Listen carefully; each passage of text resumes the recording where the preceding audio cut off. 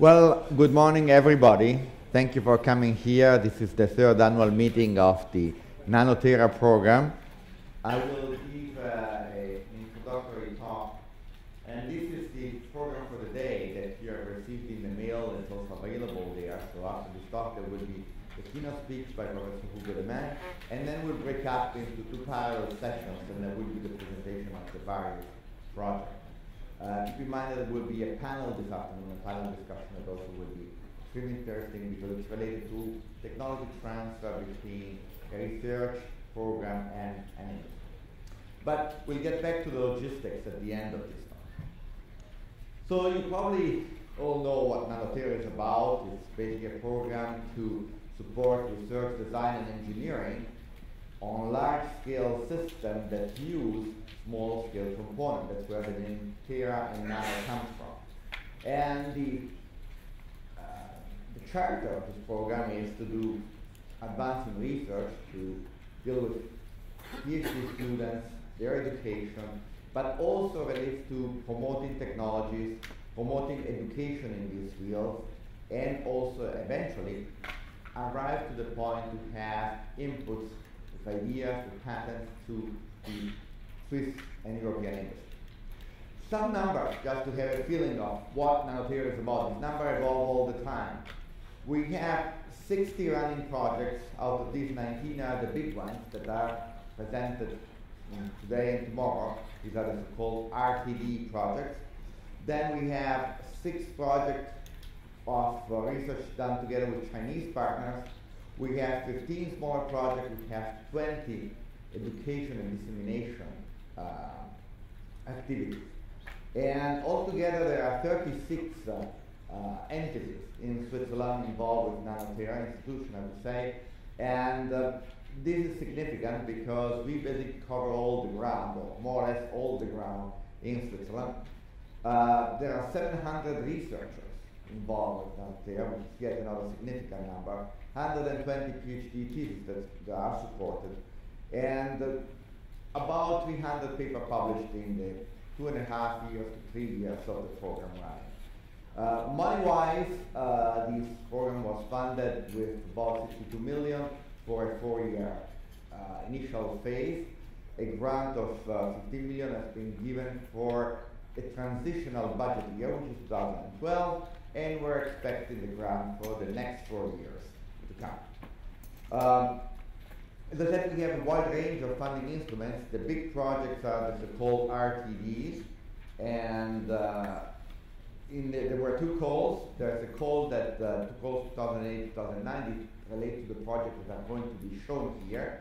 There was a call in 2011, and the selection of the proposal is actually in progress now.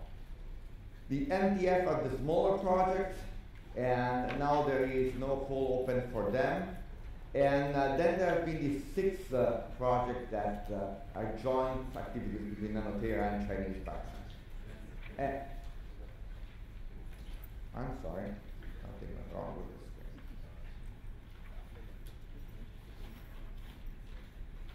screen. Yeah, that's much better. You might end up seeing my notes. So much about the statistics about projects. And there is a fairly large spectrum of projects. These RTD projects are in the area of health, security, and environment. And across today and tomorrow, you will see these projects, and their distribution is also very interesting. I would say that most of the projects are more centered toward health or engineering technologies to support health monitoring. This is the research space as it is defined now. As Nano-Tera moved into a second phase with 2012, an area has been added, which is the area of energy. Energy is a cross-cutting theme that goes from controlling energy in electronic devices that are portable to using electronic and information system to control the distribution of electricity in a country, in a city, smart grid. So we thought it was very important to have this as part of Nano-Tera as an horizontal team, together with, of course, ambient and wearable systems. And the vertical bars represent the technologies that span from the devices to the electronics to the software system, to the communication system. I said that there are 19 major projects in Nano-Tera. I don't want to list them, but I think it's better to have this graphical image as a graph. The nodes are the PIs of these activities, and the edges actually show the relation between projects that may be aviation or not aviation. And that's interesting because one idea in Nano-Tera is really to form a community. And this graph, this relates to 2009 and this relates to 2010, show that for most projects, that people who run the project are embedded in a network in which knowledge can be transferred. So even though the project represents pinnacles within a very large research space, the fact that people participate in more than one project helps some of the knowledge transition from one aspect to another aspect of the overall program. There are some, as I mentioned, some small research projects, just to mention a couple of them to give you an idea of what they are. One is this NeoSense, which is done within the hospital in Zurich. It's related to monitoring oxygen in the blood and having different types of sensors that should not be invasive, should not be big because they create problems with neonatal care. And these new type of sensors are very small, they can be applied on the skin, and then there is a data gathering through a wireless system that allows to do the monitoring of the baby itself. Another project that is a small one but had an incredible success in terms of visibility is the BioCS node that relates to doing compressed sensing for electrocardiography. So this is an electrocardiogram system. The signals are taken, are put to a node, they are compressed, and then they are transmitted. And then a nice phone has been used to visualize the signal. This, of course, is what caught the eyes of many researchers or many medical doctors and so on. Again, this is not rocket science, but it's research that is highly visible. And it actually shows the number of newspapers and journals and CNN interviews that actually these people came actually, they wanted to know about this project. Education and dissemination, we have many activities there. I want just to give you a feeling of what's going on, again with a couple of examples. The past years we developed in Zurich an educational kit for wearable system so that researchers, PhD students, postdocs who want to experience with wearable system can get the basics in terms of hardware, basic software, components that then they can arrange in the way that they like to do their research. I think this is again one activity that can stimulate further research. Another activity was to put together a workshop called ePrint on everything that's printable, like for example printed electronic, printed biosensors. This activity actually happened in Basel, and it was in December of last year. It was a very successful event. Coming to the educational activities that are in the future, so you might be interested in attending, there is the D4-3D, Design for 3D Electronic Systems. This is a joint workshop that we run every year together with CEA-LETI. CEA-LETI is the research organization based in Grenoble. And this will be in June, and they have a very interesting program. This time it's going to be at the Mövenpick Hotel in Lausanne. And that's again a platform to exchange ideas, exchange also test samples. We have actually research with LETI where there are some chips that are sent back and forth for testing or for trying different process steps. Another important event of the year is the Artist Nano-Tera Summer School.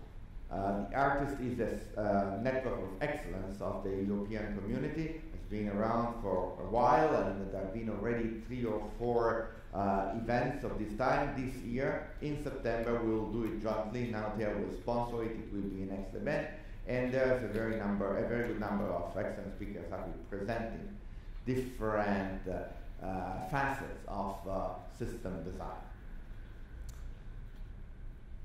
About what is Nano-Tera as a physical distribution. This is Nano-Tera exists as a consortium. The leading house is the PFL, And the consortium involves actually 7 Swiss institutions. EPFL in Lausanne, ETH in Zurich, and then there is CSCM, there are the universities of Geneva, of the Svizzera Italiana, that's in Lugano, of Basel, and Geneva also is involved. So it makes the 7 partners of Nano-Tera. But besides that, it's important to remember that Nano-Tera is not just restricted to the partners. Everybody who's in Switzerland who does research can participate, can be PI in a project, can ask for money, and can join research teams at the different sites. At present, there are 36 institutions that participate to the Nano-Tera program. This is a distribution of Nano-Tera, and actually this picture here shows the highways of research. Again, it's a graph, and want to show the interaction in terms of collaboration between the major sites. Noticing that in Switzerland the major sites are Zurich, Lausanne, and Neuchâtel, that's actually where most of the action happens, but there are other sites like Basel, some sites even moved in the eastern part of Switzerland where there is activity and where there is interaction. Where you don't see the red spots, it's because they are mountains.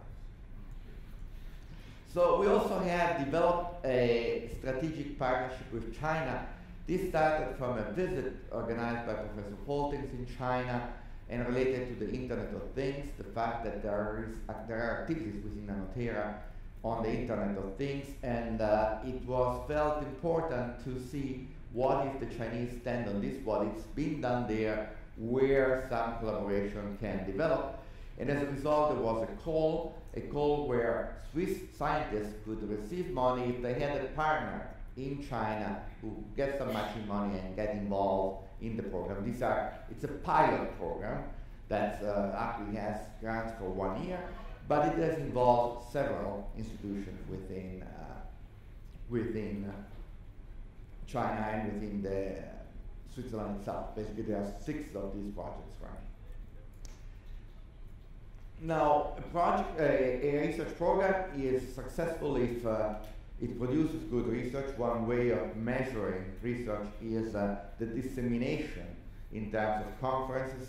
I'm proud to say that Nano-Tera has produced up to now about 300 papers in journals, in conferences around the world. Here you will see the statistics up on the screen. And besides the papers produced, also there has been an even larger participation to conference, because one of our intent is also to get Swiss researchers to participate to conference, workshops, symposia all over the world, so they get known and also they can show what they have been doing. We have an ongoing patent activity. There are some patents in the pipeline, and we also are developing a strategy to support some of the researchers that are in this room who have ideas for patent and where finding the money for patent could be a problem, and we would like to help them, because eventually Nano-Tera, even though it's a research program, eventually Nano-Tera want to foster the transition of research ideas into companies. There have been also a certain number of awards, and so congratulations to all the PIs in this room and not in this room under Nano-Tera who have won some award. This picture shows the international outreach of Nano-Tera. This actually is dated as the end of 2011. I'm proud to say that I gave a talk in Australia, so also Australia is going to be hit by Nano-Tera that happened in January of 2012. So, I think it's extremely important, because it's extremely important to make the research of Nano-Tera visible in other continents. And actually, one of the things that is in the plan for Nano-Tera is to develop a mechanism for international collaboration. We look very much at partners in the United States, where there are lots of activities that are interesting for us and ways of matching scientists to what we do. And of course, we don't want to be limited to the United States myself, but we look at big areas where there is a high density of research ideas. Overall, Nano-Tera has been considered a very successful program, and Nano-Tera is monitored also by the Swiss National Science Foundation. They have an ad hoc panel that came to review Nano-Tera, and here are the comments that they said. I'm very proud of these comments, so I'll read them to you. Nano-Tera has proved new and important research opportunities, has given new important opportunities as an instrument for application-oriented collaboration in engineering. The panel of Nano-Tera, of the Swiss National Foundation, is impressed and pleased about the current state and progress of the program. And then they say the projects basically demonstrate how collaboration, cross-collaboration among institutions can be extremely successful for the advancement of science and technology. I'd like to close this presentation with a few pictures of who is involved, so you realize exactly who are the people within the program itself. This is the executive committee. The executive committee has members from the consortium institution, and the executive committee runs the day-to-day business of Nano-Tera, runs the program. Beside myself, there's Professor DeRoy from CSEM and EPFL, Alex Doman from CSEM, Boy Foltings from EPFL, Christopher Gerold and Lothar Thiele from ETHZ, Mehdi Cesarieri from the Università della Svizzera Italiana, and Ugo Spinden from the University of Geneva. The steering committee consists of the rectors and presidents of the university. This is the ultimate body that can give the go-ahead or stop to the program, and this involves Professor Ebischer and Professor Eichler, and who are the presidents of Lausanne and Zurich, plus the other rectors of different universities. There's one person who's not a rector, who's Mario Puig, who is the CEO of CSEM. This is the advisory board, and I would like to thank the advisory board for being here today and tomorrow. The advisory board is meant to give suggestions to the program as a whole, and it was Dr. Andrea Cuomo, Professor Satoshi Goto, Professor Macci, who is actually new to this meeting and to this board. He's from the Politecnico di Torino. He's the vice rector there. Professor Teresa Zaman, who is not the acquaintance of mine. We were office neighbor at Stanford, and then I left, but she's still there. Professor Meyer, Professor Nayafi, Professor Pu, Professor Sagro, and Professor Granstam. Last but not least, I'd like to thank the management office of Nano-Tera.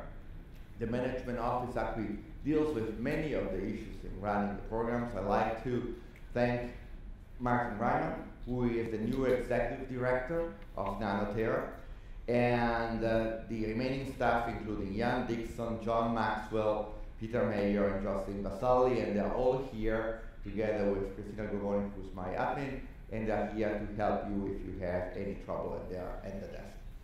So thank you very much for your presence. Welcome to the meeting. I would like to have Martin say a few words about how the meeting is run and about the logistics.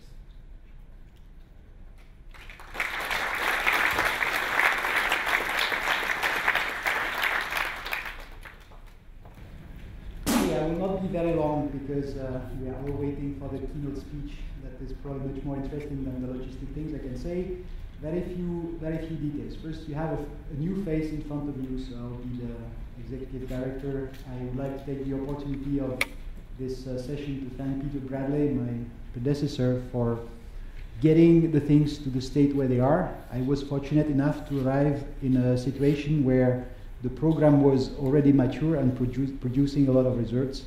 I was impressed by the number of results, and I hope that you will all enjoy what you will see. The second important issue is that most of the information about Nano-Tera that Nani was giving you a brief summary of is in the packages that you have received and also in electronic form. So we've tried to convert the notion of Nano by providing you a small USB key on which you have all the major documents, the public scientific report, which is the place where you find most of the information about Nano-Tera, the brochure, and also the program of the day. So for the one of you that like to work on computers only, you have this information in paper form and in electronic form. Then for the program, there is one innovation with respect to what you are all used to from the previous year. We are running a parallel session So this room, in fact, will be, depending on whether we are in a plenary mode as now or in parallel session mode, it will be split by two halls, by a wall in the middle. Therefore, because having parallel session, it will be extremely important that you try not to desynchronize the sessions. So you should be able to move between the sessions, and it will be the job of the session chairs to impose the time. There also is one additional piece of information, which is about internet. There is an internet in this hotel, so for the one of you who are willing to have the access, please go to the registration desk and you will get the information on how to get this access. So I think that it's about all the major information that should be sent. One I almost forgot, which is that for the PI, because it's not on this program, which is for all the people attending, for the PIs that are present today at the meeting, please do not forget that there is the PI meeting tonight. That is also an important piece of this meeting, because that's the way where that's the time where the PIs can channel information to us in a formal and consolidated way. Otherwise, just to conclude, I will be for the time being the face to which you can complain about Nano-Tera, and I'm in the name on behalf of the management office and the whole Nano-Tera team. I'm wishing you a very fruitful 2 days for the 2012 Nano-Tera plenary meeting.